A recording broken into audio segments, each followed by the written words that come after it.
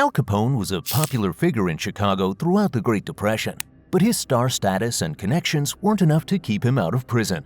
During his 7-year run as a crime boss, Capone was held on a pedestal. Some residents of Chicago referred to him as the Great Depression's Robin Hood, while others called the gangster Scarface. However, his role in the St. Valentine's Day Massacre ultimately dubbed him Public Enemy Number 1. Capone ran a crime organization that smuggled liquor to illegal breweries and establishments. His network reached across the U.S. and even to Canada, with many people killed along the way. Hundreds of deaths can be attributed to Capone's name, but ultimately, tax evasion landed him behind bars in 1931. Before his arrest in 1931, Capone did a 1-year stint in prison in Philadelphia.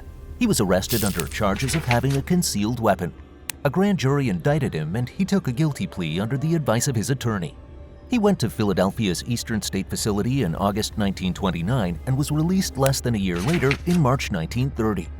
While this was the first occasion Capone spent time in prison, it wasn't the first time he was arrested. He had been arrested for several misdemeanors throughout the years, but didn't face any jail time for his crimes. This notorious gangster had a knack for evading prison. He was known to have lucrative business deals with the Chicago Police Department and the city's mayor, William Hale Thompson. These relationships left him feeling safe, no matter how violent his bootlegging business became. Capone would even crack jokes about evading the law and how he was basically untouchable. It doesn't matter who you are or who you know when it comes to tax evasion. This was one illegal move that Capone would have to pay the price for. He was sentenced to serve 11 years in a federal penitentiary. In 1932, Capone began his prison sentence at Georgia's Cook County Jail. His stay in Cook County was relatively easy. Many have said that the gangster received special treatment during his time.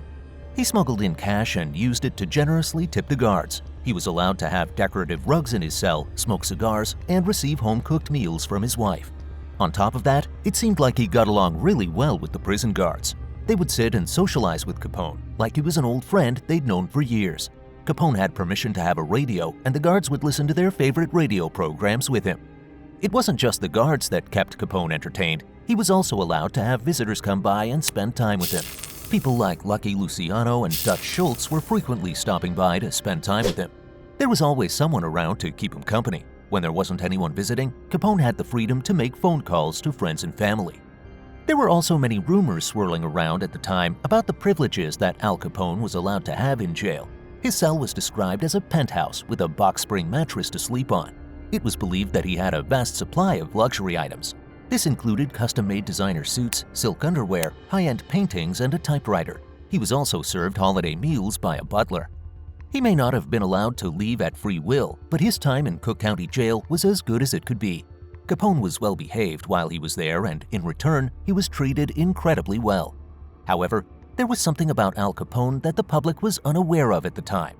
He received a medical test before he was imprisoned. He was diagnosed with syphilis, and it was affecting his nervous system. The medical test also revealed he had gonorrhea and a perforated septum from cocaine usage. It was believed that Capone was infected with the STD long before his prison sentence, but it went undiagnosed. His son, Albert Francis Sonny Capone, was born with congenital syphilis in 1918, so it's believed that he came in contact with it prior to his son being conceived. While there is no evidence as to when he contracted this disease, many people are under the impression that he got infected in his early 20s when he worked at a brothel. Due to shame and embarrassment, he never got treatment. By the time Capone was diagnosed with the STD, it had already started to affect his mental health. Prison could have been an easy experience for Al Capone, but things changed drastically for him in 1934. Law enforcement was keeping an eye on him and thought he had things going a little too well. Capone was basically running the joint, and even guards were under his spell. They were worried that if they didn't tighten the ship, Capone would file a writ of habeas corpus and be a free man. The only way they could legally stop him from filing a writ was to send Capone to a maximum security facility. Once he was transferred, he would no longer have the right to file for one. After 2 years at Cook County Jail, Capone was transferred to Alcatraz Federal Penitentiary in San Francisco, California. Once Capone arrived at Alcatraz, he lost all of the special privileges that he had in the federal penitentiary. Here, he was just another prisoner. The guards weren't impressed by the status he had before getting locked up. He was denied all requests for special privileges. His luxurious prison lifestyle came to an end at Alcatraz. He was no longer going to stay in a large private room. Instead, he was put in a 9 by 5 foot cell like every other prisoner. His cell was as basic as it got. After all, Capone wasn't allowed to bring any of his luxurious belongings along with him. Another big change for Capone at the maximum security prison was that he had to have a job. He was responsible for sweeping the corridors and mopping the floors. When he wasn't cleaning the floors, he would be put on prison laundry duty. His celebrity status wouldn't pull him on the ranks at Alcatraz. He would have to do the same jobs as every other prisoner in the building. Things were not going well for Capone's health by the time he arrived at Alcatraz. The syphilis was beginning to take a toll on his mental health. In Cook County, the constant circle of visitors and interactions with the guards helped Capone keep his erratic behavior in line. But it was different at Alcatraz. The isolation left him alone with his own thoughts, driving him to erratic behavior. Capone was also feeling paranoid. In the maximum security penitentiary, he was surrounded by some of the most dangerous criminals in the U.S. Since he was a public figure on the outside, he believed that made him a target on the inside. Anyone would be nervous living in a maximum security prison, but someone as well known as Al Capone had every right to be afraid. He was sentenced to Alcatraz the same year as James Lucas. The highest prison security level wasn't enough to keep Lucas under control. Lucas was constantly in trouble during his time at Alcatraz. On June 23, 1936, he took things to a frightening level. He brought a pair of scissors into the shower room and viciously attacked Al Capone. Lucas cut Capone several times during this attack. Capone suffered a minor chest wound and had some small cuts on his hands. Why would Lucas target such a high-profile inmate? According to Lucas, Capone had threatened to kill him first. Whether this is true or not is still up for debate. Nobody can confirm or deny Capone making these threats, but a lot of people think the claims are false. At this point in time, Capone's mental health was rapidly declining, but he was always on good behavior and never caused problems. Lucas, on the other hand, was known around the joint for causing trouble at any opportunity.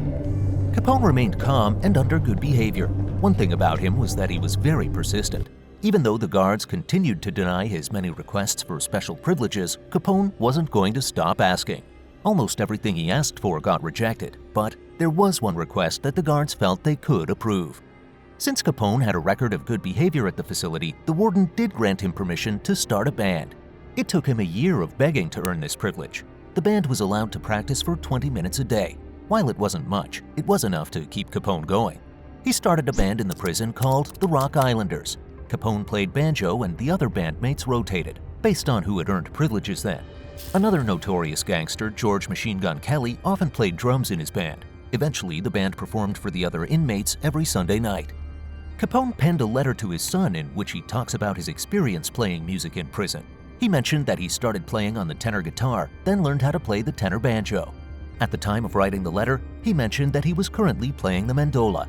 He also stated that he learned how to play around 500 songs.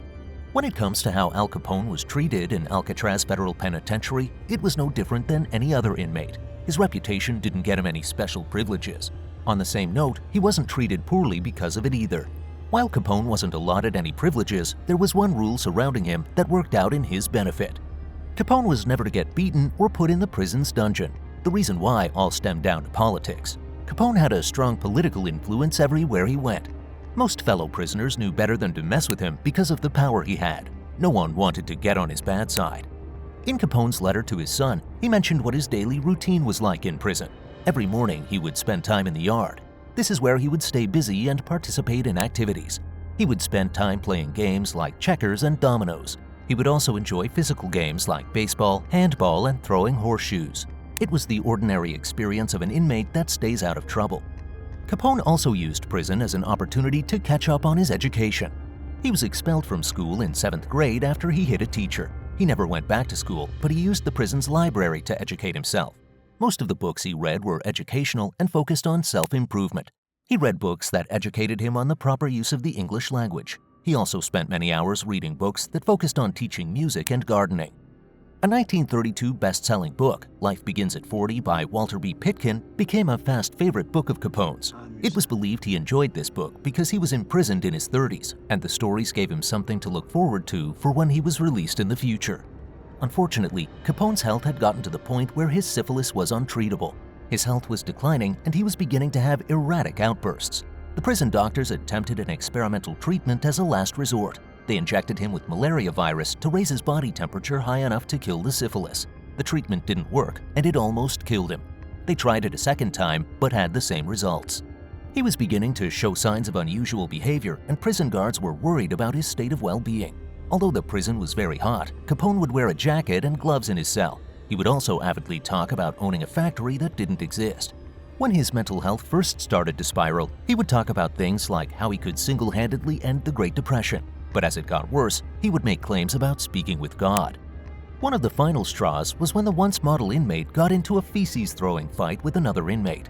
This incident landed him in the psychiatric ward, but even at this point, they knew nothing could be done to stop the downfall. They had to question if prison was really the best option for Capone at this stage in his life. At this point, there was nothing that the prison doctors could do for him. His speech was slurring and he was having difficulty getting up and moving around on his own.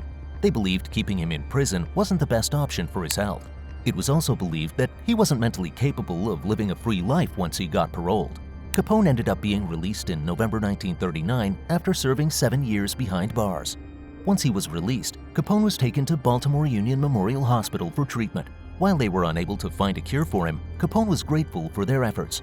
He gifted the hospital 2 weeping cherry trees. One is still there to this day. Capone lived with his wife at their home in Florida in his final years of life. His mental health had taken a serious decline despite strong efforts from the doctors in Baltimore. Although he was in his 40s, he had the mental capacity of a young boy. The criminal mastermind Chicago once knew was long gone. Throughout the next few years, Capone's physical health also began to decline. He was very ill, which brought on a constant state of confusion. In poor health, only his wife was by his side. All of his friends and fellow gangsters who were there when the money was coming in were nowhere to be seen when Capone's health was failing. In January 1947, Al Capone passed away at the age of 48. At the time of his death, he had pneumonia and had suffered from cardiac arrest and a stroke. His funeral was a very small event with only a few people showing up. While prison isn't a place anyone wants to be, Al Capone's treatment in the facility was pretty decent. Throughout his first couple of years behind bars, he was treated like royalty. Well, as far as royal prison treatments go. He no longer got special treatment once he was transferred to a maximum security prison. However, he was treated fairly, just like every other prisoner in the facility. Now, get ready for our next video, where we dive into the captivating story of Griselda Blanco, the Queen of Cocaine. Subscribe so you won't miss it.